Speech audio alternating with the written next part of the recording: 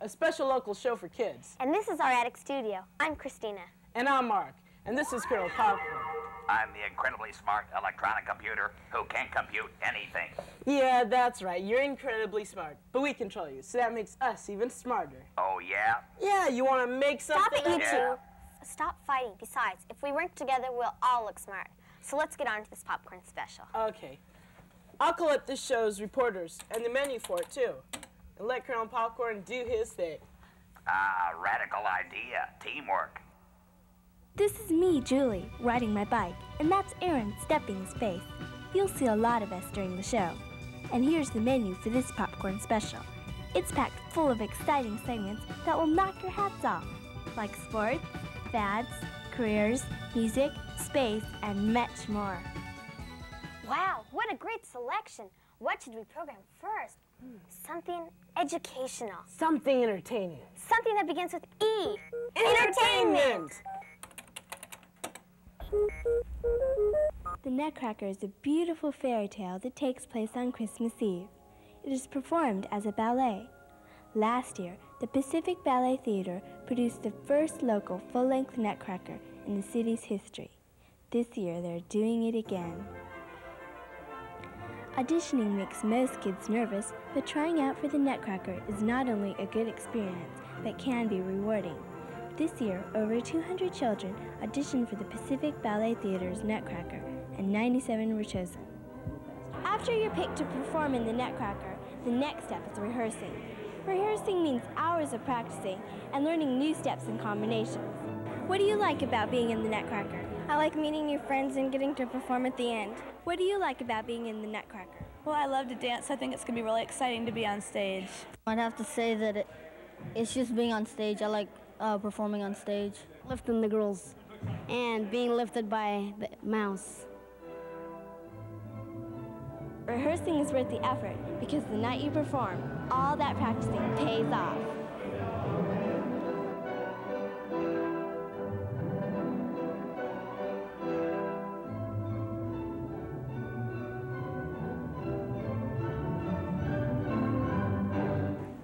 So, if you want to be in next year's local Nutcracker, study ballet and start practicing right away, because the more you practice, the better you get.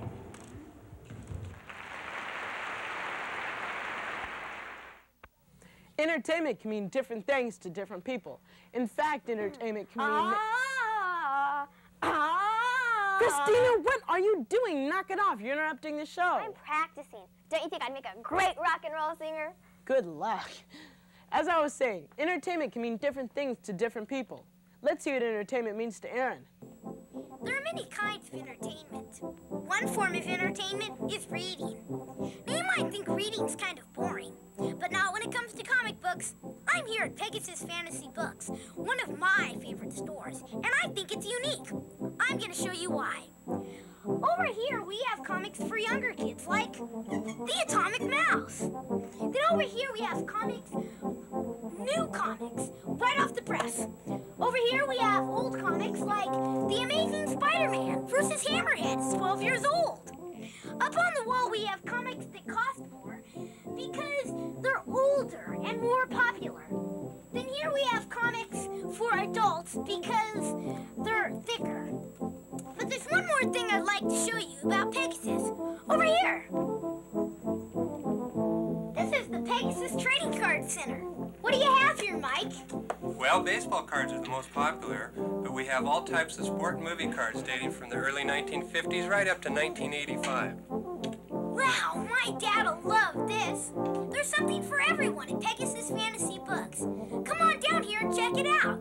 And remember, if you have an old comic, you can trade it in for another one.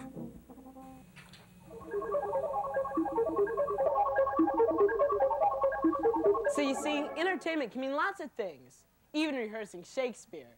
To be or not to be, whether to rise to the greatness of being a Democrat or fall down to be a Republican. You gotta have more space the eye and tell me that I do not know what I... Stay tuned for more Popcorn Special. And now let's have some more popcorn. Here's some more spaghetti and meatballs to go with your popcorn. And here's some more juice to wash it all down. Great. Hey, Christina, did anyone ever tell you to make a great cook when you grow up? Well, thank you, Mark. Did anyone ever tell you to make a great pig when you grow up? Yeah, it's a great lead-in to our next segment. What, pigs? No, don't be silly. Careers. All right, I'm so glad I thought of it. I'll input it.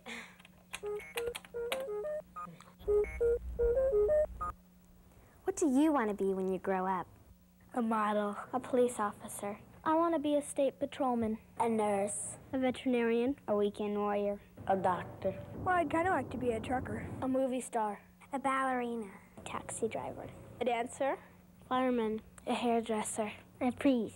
A star, because I like to sing.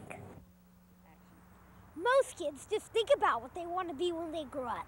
But some kids actually work, even though they're very young.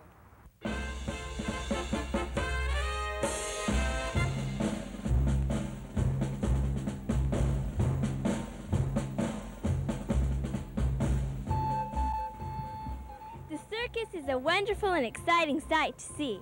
But have you ever wondered what it would be like to work in the circus? To have a career in the greatest show on earth? The Ringling Brothers Barnum and Bailey Circus. This is Ricky, 9, and Nietzsche, 7. They work in the circus and perform with their parents in the Bronze Family Dog Act. Nietzsche and Ricky take turns performing tricks with the dogs. Their dad performs the more difficult tricks. What's it like to work in the circus? It's fun. It's a lot of things to do during one day. There's no kids here. All my friends are older people, grown-ups. I have enough friends to please me. What do you like best about working in the circus? To work and to be able to play in the arena and not always have to be in the same place. Do you have any suggestions or advice for someone who wants to be in the circus? It's like a new life when you come here. It's not just like a job. It's like, you know, a life, a different life. And if they really wanted to come, they should. And if they don't have to, you know. It's how they feel. Sorry to interrupt, but it's time to take a trip into the future as programmed. Who's taking the trip? No time for jokes. Who's joking? This sounds serious. Yeah. It is, but it's also a lot of fun. See Aaron? He's visiting the zoo. Now you see him, now you don't. See how easy it is? The same goes for you, Christina, and you, Mark. Entering the computer's time machine, and here you go into the future.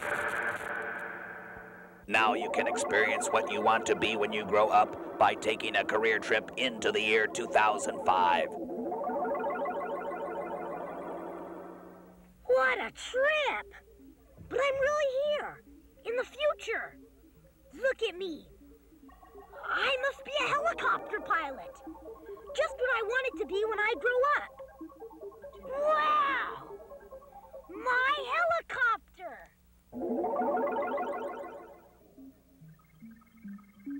I can't believe it! I'm a doctor! Wow! Probably a plastic surgeon! Whoa, Z100, the morning zoo. I must be late as usual, which isn't a good thing for a DJ to do. Doctor, this is your patient, Miss Breckenridge. How do you do? How do you do? Please have a seat. Thank you. All right. What can I do for you? Control, this is Flight 182, Captain Aaron Cooley reporting. Helicopter 102, this is Portland Tower. You're clear to depart. Clear to take off to the west.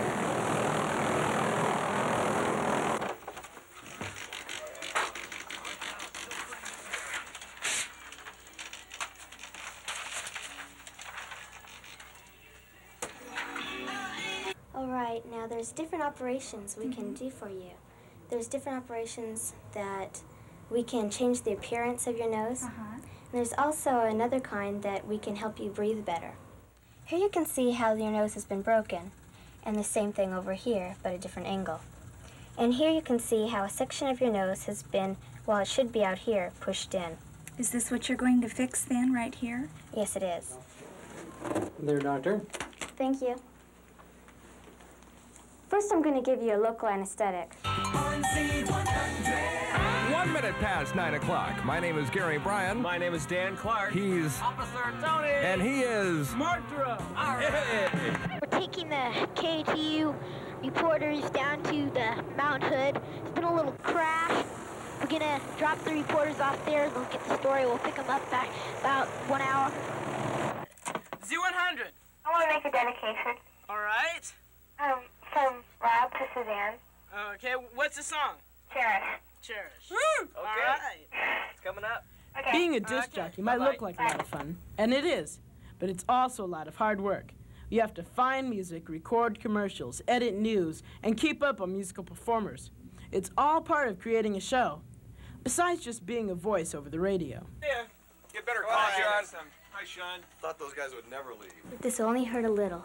Being a plastic surgeon is an interesting and challenging field to go into. All right? Would you like your pickups now, Doctor? It's one of the most creative forms of surgery and takes a lot of imagination and a lot of schooling. That was an excellent operation, Doctor. I'm sure the patient will be quite pleased. A plastic surgeon's job is a very rewarding one because most patients end up feeling better because they look better. This is Helicopter 102, Captain Aaron Cooley reporting. We're about to land from Mount Hood. We found out what the problem was down there. Being a pilot is a tough field to break into. But once you get your license and earn 1,500 hours of experience flying, you're on your way to getting a job. Just remember, to be a pilot, you must concentrate at all times and be in good physical shape. While Christina, Mark, and Aaron are experiencing future careers, let's take a quick break. Stay tuned for more popcorn.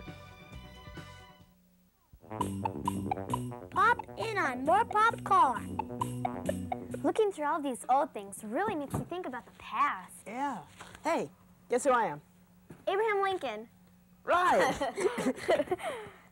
This one you might not get. I invented the light bulb. Ben Franklin? No, Thomas Edison. Weird. Look at this weird waffle thing. Without a plug, how do people get by in the old days? Yeah. Good question. Punch up history and call up the past.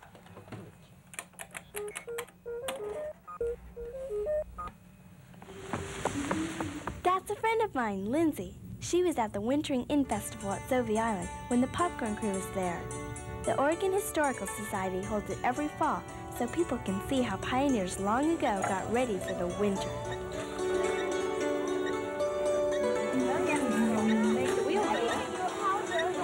It doesn't have electricity or anything. And then you have to use your hands to pull out the wool and make it thin enough so it can spin.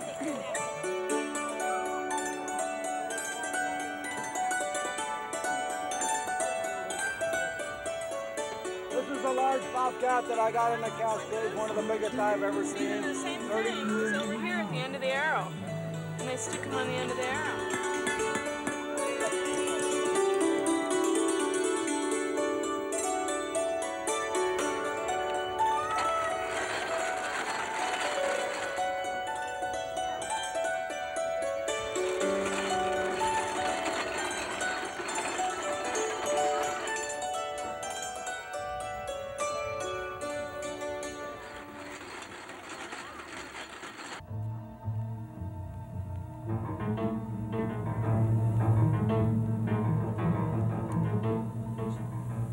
What do you think about when you think of history? Well, I think of important events. What do you think of? I think of dead people. Dead people? Come on, get serious. No, I'm serious, because when you die, then you become famous. Then people have to read about you when they don't want to. That's true. Yeah, that's why I brought you here. To see dead people? No, don't be stupid, To meet that lady I was telling you about, Jody. Oh, you mean the lady you were reading about on the back of cereal boxes? Yeah, you know, I figured with her help and the magic of television, you know, we could meet some of these famous people. Neat. Yeah. Hi, I'm Jody. What can I do for you? We were wondering if you could help us meet some people from the past. Yeah, you know, we read about you on the cereal box. Oh, Moon Crunchies. Yes, I was just having some in the other room. You know, so we were wondering if you could help us meet some famous people. Famous people from the past, of course. But how to do this? We could ask for advice from our fairy friends, or perhaps if we were to take a trip into the past on the flying turtle boat. Or here with the time scope, we can learn about everything that's ever happened. It's all recorded here. Oh, Rodriguez. Or here in the land of the fairy people. I know! Follow me into the Scarlet Room. We have just the thing. Come on. Cool, wait up.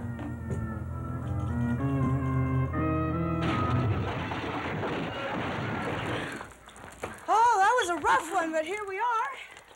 Wait a minute, this is only a kitchen. Yeah, with regular kitchen things Oh, in it may look normal to you, but with my magic popcorn stew, just see what I can do. Wow. Look who's forming now.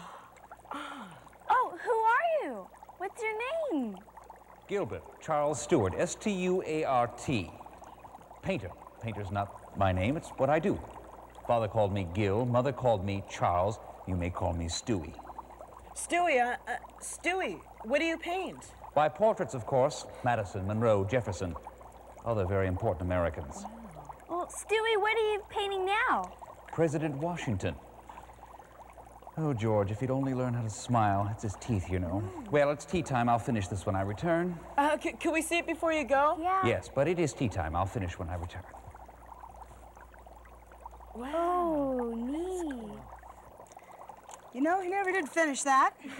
Let's see if we can find someone even more famous in here. Oh. Wow. Ooh. What's she doing? Why, I'm counting my signs for the rally. What rally? The women's rally. What are you going against? Save the whales? Ban the bomb?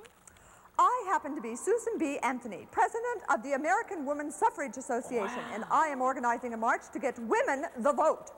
But women could vote since 1920. Yeah. 1920? Well, I dare say I've got a lot of marching to do. Yeah, I saw her coins. Yeah, my mother collects them. Yeah, but they went out of circulation. Out of circulation? Well, I really have something to march about now. Let's see who else we can find in here. Ooh.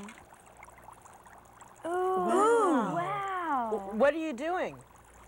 I am devising a method to destroy microbacteria and microorganisms that have the greatest potential for spoilage of food and drink and causing human disease. Human disease? If my method works, food should keep longer and liquids like milk will be safer to drink. Wow. How does your method work? Yeah. I will heat the milk up to 63 degrees centigrade or 140 degrees Fahrenheit for about 30 minutes. That should kill the harmful bacteria. That sounds like pasteurization. You must be Louis Pasteur. Yeah. Pasteurization? I like that. Come on, we want to see more. Yeah. No, I'm sorry. It's time for dinner. And we're out of the best ingredients. So, would you like to stay? Oh, Of sure, course. yeah. Great. Set the table. Okay. Wow, history is fascinating. Yeah, especially with the help and magic of television. I think television trickery can make just about anything look fun and exciting. Hey, look at us! Whoa! Can you believe what they're doing to me? What about me?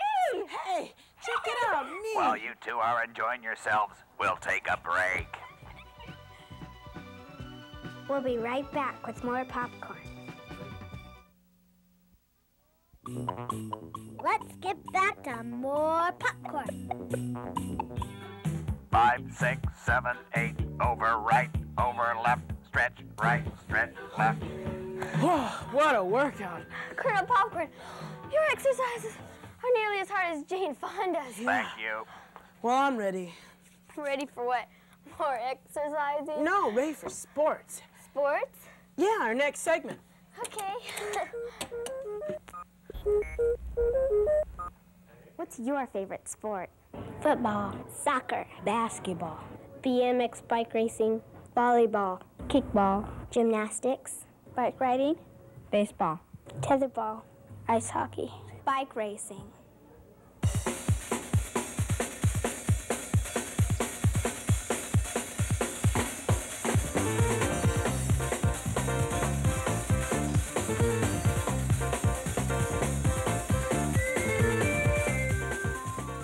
Most kids ride bikes just to have fun, but here at Riverside Park, kids ride to win. Riders get set. Riders ready. Watch the lights. Bicycle motocross, or BMX for short, is a sport for kids, invented by kids. It started in the early 70s when Stingray bicycles came out and kids started to act like their bikes were motorcycles, racing them in open fields and vacant lots. Today, over 250,000 young people in the United States alone participate in organized BMX racing. What do kids like most about BMX racing? The challenge. Well, it's exciting and it's always different. The trophies. It's fun. Well, it's fun because you get trophies and it's fun to race. It's fun to race. That's just how another BMX biker feels. Her name is Carla Willis. She's a typical 10-year-old girl who goes to school and likes to play Cabbage Patch dolls in her spare time. She lives with her family and enjoys family outings, especially BMX races. I started out for a couple weeks, and about a week or 2 weeks afterwards, I fell on the first jump and I skinned up my whole side. And after that, I kept on racing though, on the same moto. So even though it hurt. She kept racing and won over 130 plaques, medals, and trophies during the past 2 years. But it wasn't just luck, it took practice. Me and my dad go in the backyard and I ride around the backyard about 50 times, and I do some exercises to build up my legs and stuff so I can get better and better and better. And better is right. On any Sunday, you'll find Carla heading for the BMX races. Today, Carla's competing in the final round. And once again, she's a winner with another trophy to add to her collection. Carla's future plans for bike racing? To be number one. Jeffrey Pierce, first place winner, National Mayor Cup Series. Eric Hyden, 5-time Olympic gold medalist in speed skating and professional bike racer. Eric, how did you get started in bike racing? Well, I started through speed skating. In the summertime, we train a lot on a bicycle. And then when I was done speed skating in 1980, I decided to pick it up full time. I think it started probably back when I was maybe 12, 13 years old. I couldn't drive, so I had to ride my bike around. How would a young person get started in bike racing? I think that the best way to get started is to hook up with a bicycling club or a cycling club in your local town. What safety tips do you recommend? I think a lot of people like to ride with Walkmans. I don't think that's such a good idea, because then you can't hear what's going on around you. Do you recommend bike riding for kids? I recommend it to anybody. It's a sport that you can do your entire life, and if you enjoy competing, you can compete your entire life, because as you get older and older, there's still categories for riders up to 70 years old.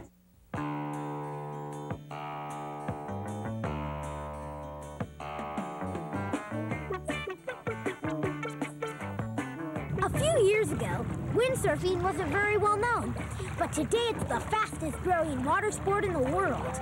And you might think it's just for adults, but here at Vancouver Lake, it's for kids too.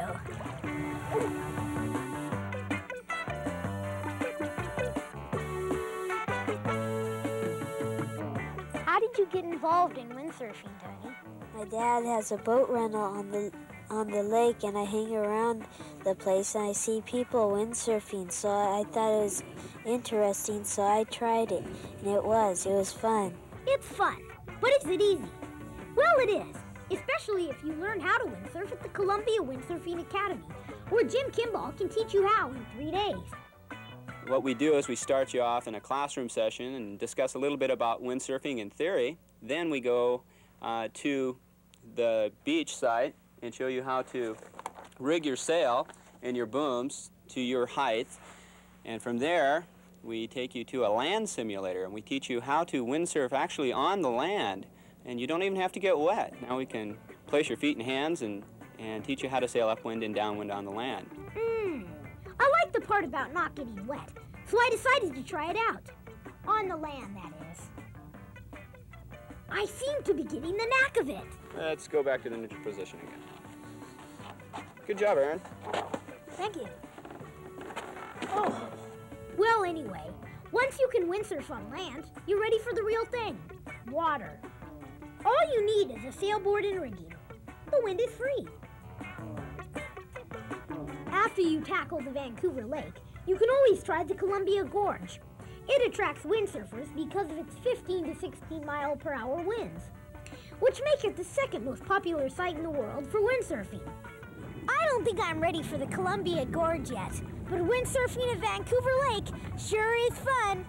I'd recommend it to anyone. It's easy. Oh no!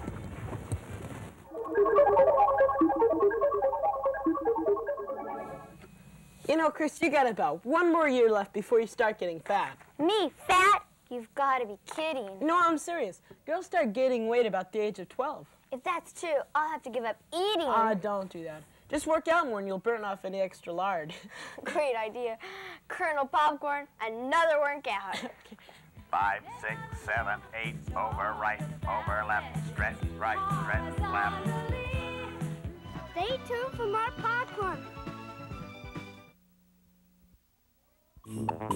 Let's get back to more popcorn.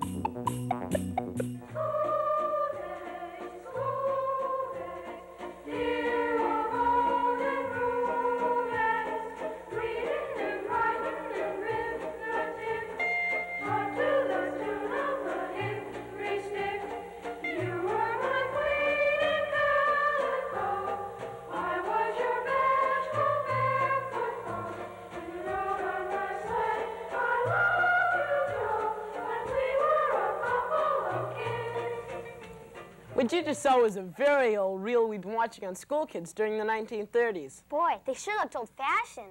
Yeah, and the teachers were really strict in those days. If you messed up, they might swatch on a hand with a ruler or a hickory stick. Oh, I'm sure glad things are a lot different today. Hey, speaking of today, let's type up schools and see what school kids are into today. Great idea. This is your usual school, except for one thing. These students aren't doing math or reading right now. Instead, they're working on another project, making movies. Let's take a look at some award-winning films produced by kids through the Northwest Film Study Center and the Filmmaker in the Schools program.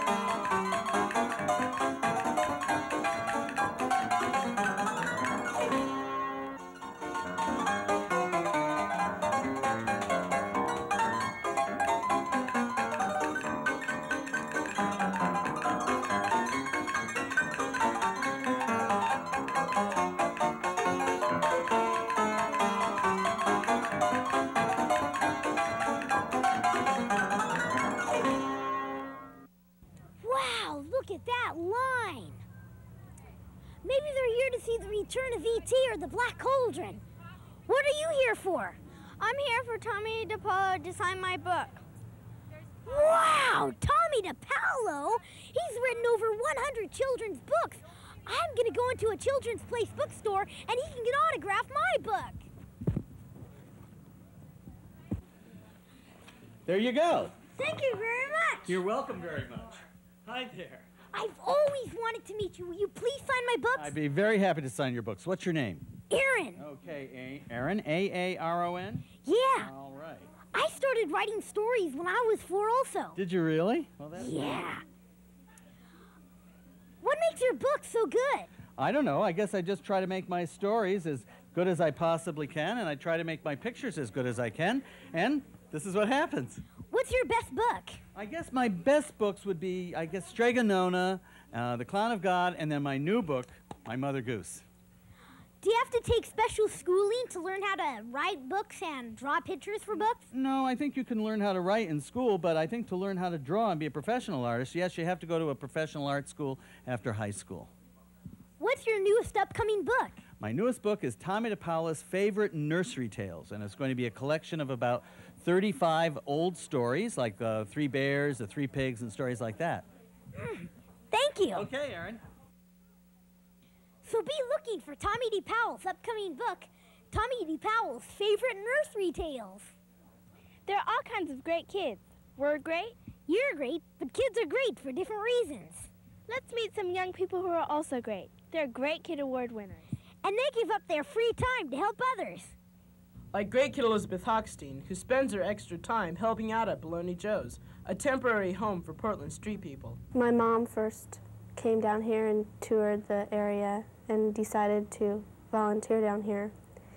And I came down here with her once, and I decided to stay down here because I like the people. I usually play cards with the guys and, make them feel like they're needed and loved. I think hobo to other people means an alcoholic who spends his day and nights on the streets.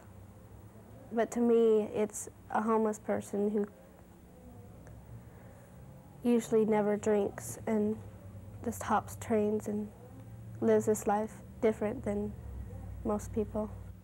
Ron Zoller from McNary High School organized a program which allowed senior citizens to visit his school. See, McNary seems to strive on our community support, and so by bringing the senior citizens into McNary and showing them what McNary does, what the students do, and showing them how it runs, then we get their support, and they can better understand what McNary's all about. Ron essentially attends monthly meetings with the seniors. He brings guests with singers, speakers, dramatic performances, that sort of thing, as entertainment, and answers questions and basically just establishes the kind of ties that you've seen here. Great kid Susan Wickstrom got involved with helping a young cerebral palsy patient. There's no set time that we do it, but she does get therapy practically all through the day. Like holding onto a cup, she has to do with 2 hands, and like playing with toys, she raised it above her head, and just different things. I just love doing it, and she's just so good to work with, and I just really like to see what comes out of it, and I can see the progress she makes, and that really makes me feel good. I always like helping people, and it's fun to do, actually. If you're a great kid involved in community services or know someone who's a great kid, enter the 1986 Tom McCall Community Service Award campaign for great kids. Pick up an entry form at Benjamin Franklin Savings and Loan, or write to Great Kids Award, P.O. Box 2, Portland, Oregon, 97207.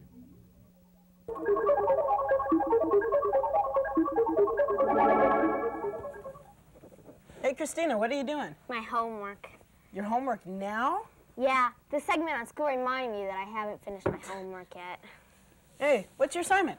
What are you doing? Take it easy. I just want to see. Hey, let go of it. We'll be right back with more popcorn. And now back to more popcorn. Sorry to do this to you, Mark, but you couldn't decide what to program next. Ow, not so tight. Okay, spin around a couple times. Go ahead. Okay, where's the board? Here. There. What'd I push? Gosh, you pushed 3 categories at once. No problem. A simple request. I compute. Wow.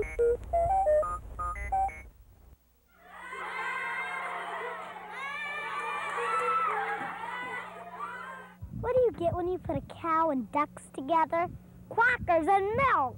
Why did King Kong climb up the side of the building? Because he was too big to fit in the elevator. Why did the milk get arrested? Because it held up a pair of pants.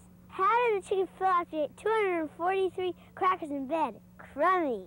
How many psychiatrists does it take to change a light bulb? One, but the light bulb has to want to change. Why does the elephant sit on the marshmallow? To keep from flying into the hot chocolate.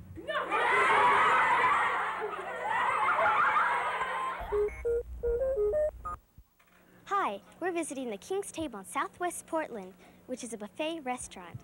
That means you can eat whatever you want. Right. Now let's follow Aaron through the line to see what he picks to eat.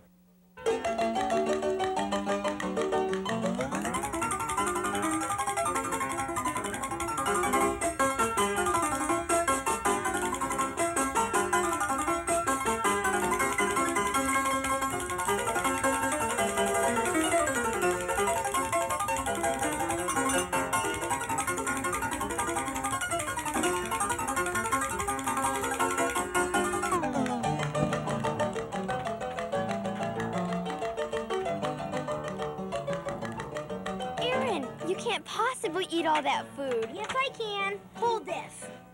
Let's show the camera what you can eat.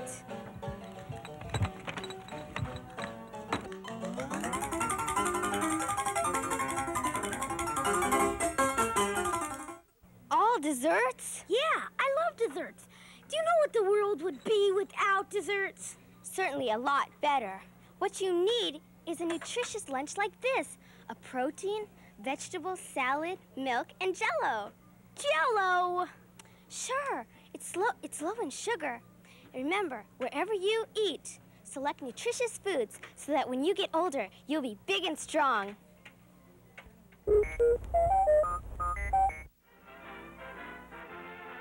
The Little Rascals is a famous children's series that began in the 1920s. It still airs on television today and features many famous children's stars, such as Spanky, Alfalfa, Buckwheat, Darla, and all the rest of the gang, who helped make this comedy series a real big success. What was it like being a child actor in the olden days? Popcorn decided to ask Bob Jones, who used to be a little rascal and now lives in Portland. I have a twin brother, and at those days you were only allowed to shoot about 1 minute. That's all you could put the children under a heavy light. So since I had a twin, they would take that shot of me, pull me out, and then put my brother in. And so this way they'd get 2 minutes instead of just 1 minute. What was it like being a child actor? It was just fun, just a lot of fun. Could you describe the part you played in the Little Rascals? We were Alfalfa's twin brother. In fact, there is one segment of Alfalfa where there is a baby buggy, and from this baby buggy you will see a large bottle with a dual nipple. And when they take a close-up on that, that's my brother and I. Why do you think the Little Rascals was such a special show? It was natural. That's exactly what children did then. It's exactly what children do today. They try to act as grown-up as they possibly can. People could identify with it. They could see their children. They could see the mess when the mothers came home. What did you do after the Little Rascals? Well, after the Little Rascals, we moved from California. At that time, jobs were very hard to find, and my father was coming up to Oregon to go to work. And so, of course, when he came up to Oregon, we went with him at that time. After a successful child acting career, Bob is now a successful businessman. He lives with his family on their small farm outside of Portland. The Joneses enjoy watching movies at their home, and especially looking at Bob's old photo album, reminiscing his career with the Little Rascals. The Little Rascals, popular 50 years ago and still popular today.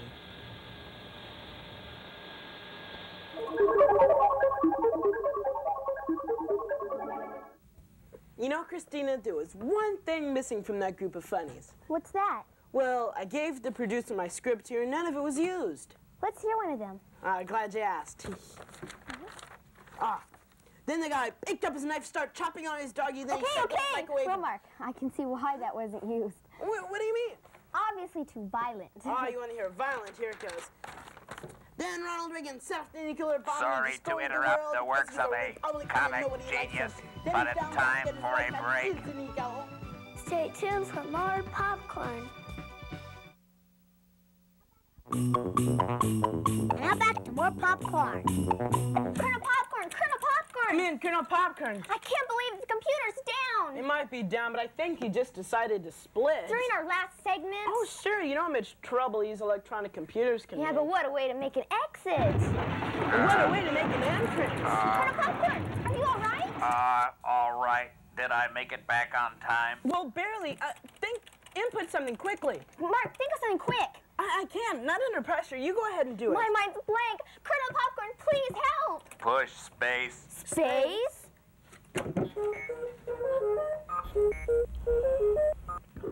July 16th, 1969. The Saturn V rocket stood ready on Pad 39 at Cape Canaveral. Commander Neil Armstrong, Lunar Module Pilot Buzz Aldrin, and Command Module Pilot Mike Collins were ready for the single most dramatic flight in space history. Lunar Module Eagle started down to the moon's surface, and Armstrong stepped onto the moon. It's one small step for man,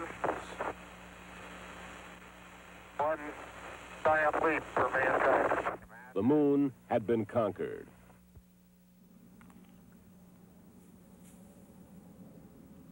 I love the outdoors. I love the air. It makes me feel like I could fly through space. Gee, speaking of space, wouldn't it be neat to meet an astronaut and fly in a space shuttle? Aaron, come on over here. I'd like you to meet my friend. He's an astronaut. His name is Colonel Gordon Fullerton. An astronaut? Are you really an astronaut? Right. Hi, I'm Aaron Cootley. Nice to meet you, Aaron. Can I have a potato chip? Sure, help yourself. What is it like to be an astronaut? It's a great job. Something different every day, and that's just a getting ready. And then the real icing on the cake is when you get to launch and go into orbit. What's it like being in outer space and having no gravity? That's fun. You'd love it. It's just like floating around underwater, only better. Takes just a tiny push, and you just slide right up to the ceiling or up to the next floor. No problem at all. In your two missions, Apollo 14 and 17, what's the difference between those and the Space Shuttle Columbia? Well, the Apollo flights used a rocket with higher thrust for the weight, which meant that the astronauts had a lot more push on them when they were going into orbit. And those rockets could only be used once, but the shuttle is used over and over again because it comes back down, lands on a runway like an airplane, and then we load it up and use it again. Do you think that people on Earth will ever find aliens in space? Aliens? Well, I didn't see any aliens when I was up there. I think they have to look awful hard. It's a pretty big sky up there. There's room for lots of aliens, even if there are some, and I'm not sure there are. Did you ever get scared up in space? It's like there's nowhere to go. Scared? Well, we lost an engine on the last flight that I flew on, and that was a little scary there at first, but we were so busy doing the procedures we had to do to take care of that failure that didn't have time to be scared. No, it's really fun, and you got lots of people on the ground watching everything, so it makes it a nice trip. Not scary at all. When will it be possible for me to buy a ticket to go on a space shuttle? Buy a ticket? Right now, I'm afraid the tickets are kind of expensive.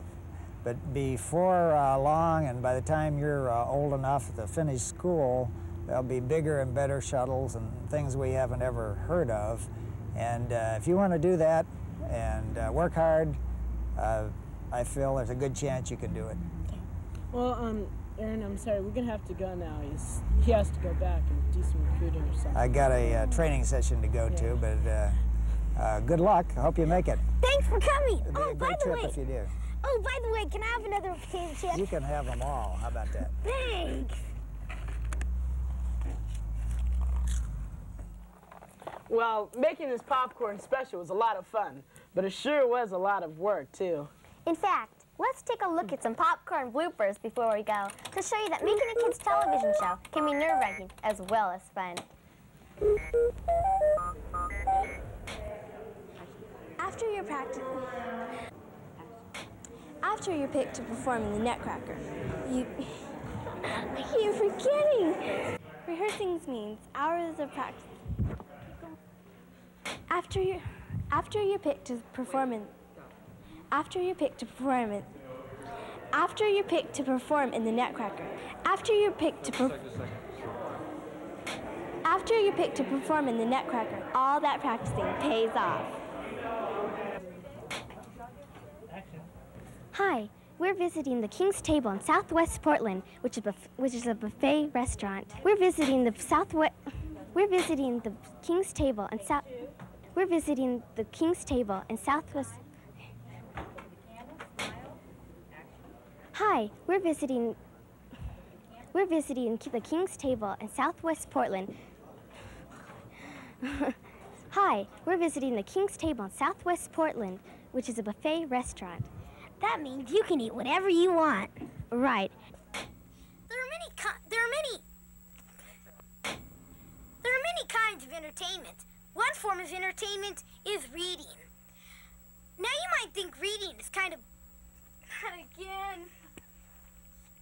What's going on? Okay, I'll just think about that. Now you might think reading is kind of weird, but not when it comes to comic books. I'm here at Pegasus Fantasy.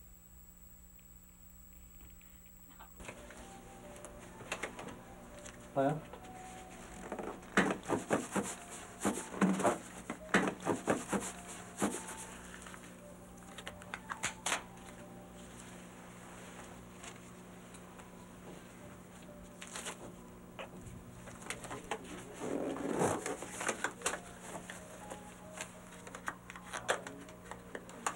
Let's try that one again. Okay. This hand, we'll get this down here, kiddo. Cut, retake. Well, that's it for this popcorn special. Watch for our next show. Let us know what you thought about this one. Write to KATU Popcorn, P.O. Box 2, Portland, Oregon, 97207. And if you have any story ideas, please write and tell us. Bye-bye. Ciao. Computer over and out.